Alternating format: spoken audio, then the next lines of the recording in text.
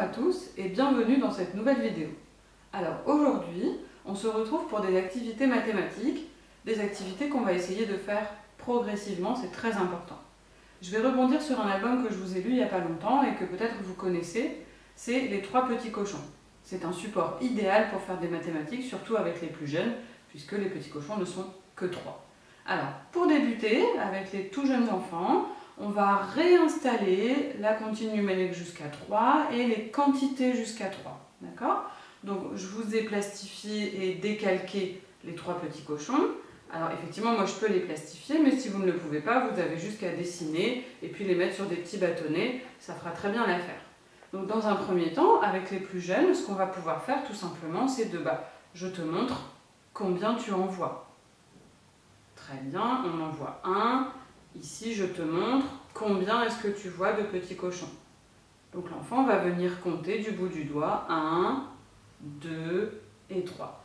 À ce stade, si l'enfant a encore un petit peu de difficulté, s'il est tout jeune à compter, vous parents, ça va être très important de bien insister sur le fait que avec le doigt je pointe 1, 2, 3. Parce que souvent les enfants ils ont tendance à faire 1, 2, 3 et ne pointer que le premier. Ou 1, 2, 3, 4, 5, 6. Bah non, c'est pas le but du jeu. Donc pour le pointage, à chaque fois que je change de petit cochon, je change de nombre. D'abord le 1, puis encore 1 pour faire 2, puis encore 1 pour faire 3. Donc faites bien attention au pointage qui doit correspondre au nombre. Ensuite, deuxième activité toujours avec les plus jeunes, on va pouvoir montrer une quantité de petits cochons. Et là, on demande à l'enfant, montre-moi la même chose avec tes doigts. Combien il y a de petits cochons? Il y en a 2. Montre-moi 2 avec tes doigts. Donc là, comme on a vu la dernière fois, on peut très bien montrer 2 comme ça, on peut très bien montrer 2 comme ça, il y a plein de façons différentes. Pareil avec 3, je te montre une quantité de petits cochons. Combien est-ce que tu en vois? Montre-moi 3 avec tes doigts. Donc ça va être vraiment pour les plus jeunes.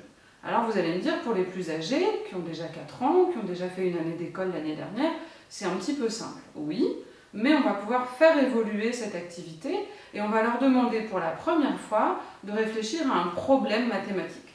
Un problème mathématique, qu'est-ce que c'est? C'est une histoire qu'on raconte.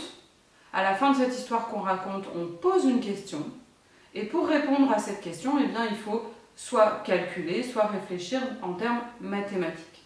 Alors pour ça, on va utiliser une petite boîte à mouchoirs comme celle-ci, qui va représenter la maison des petits cochons. D'accord? Vous savez que la maison en paille, la maison en bois et la maison en briques sont soufflées par le loup. Donc là, vous pouvez tout à fait proposer aux enfants de la décorer, de la customiser pour fabriquer une maison en briques. Moi, je n'ai pas pris le temps de le faire, j'ai simplement pris une boîte à mouchoirs.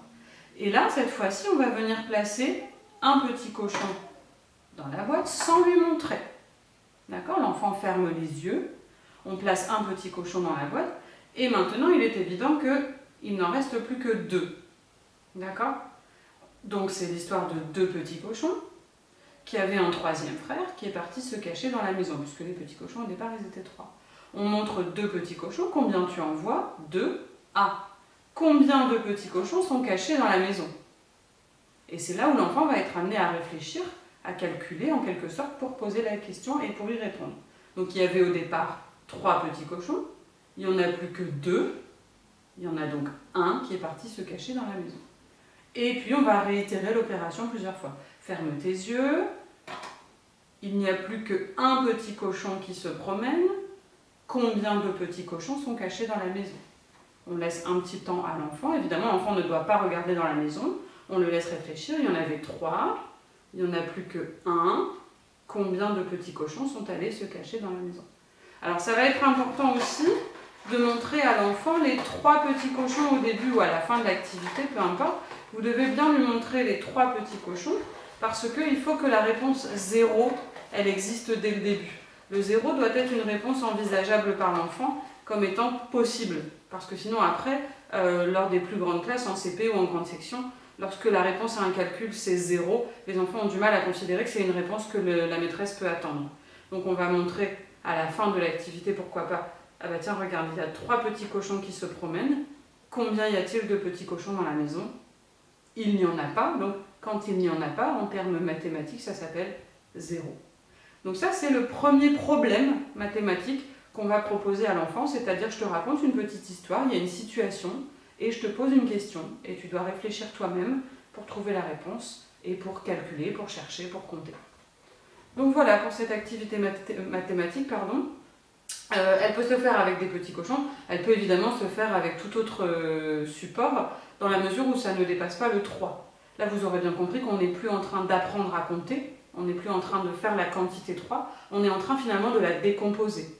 À la fin, on peut insister, notamment avec les plus âgés et les plus dégourdis, sur le fait que 3, c'est 3 plus 0, ou alors c'est 2 plus 1, ou alors c'est 1 plus 2, ou alors c'est 0 plus 3.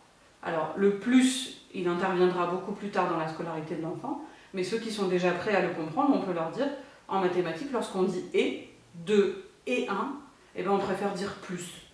Et au lieu de dire « ça fait », eh bien on préfère dire « égal ». Comme ça, c'est des notions que les enfants auront déjà entendues. Voilà, et bien écoutez, je vous souhaite beaucoup de plaisir avec cet entraînement mathématique et cette résolution de problèmes. Je vous rappelle que si les enfants sont plus jeunes, on ne va pas insister, on va simplement réinstaller la quantité 1, 2 et 3 avec les doigts ou même avec les petites étiquettes nombres où le chiffre apparaît vraiment avec les étiquettes que je vous avais proposées l'autre fois. Voilà, amusez-vous bien et puis j'attends vos retours par vidéo ou par photo des activités que vous aurez réalisées. À très vite!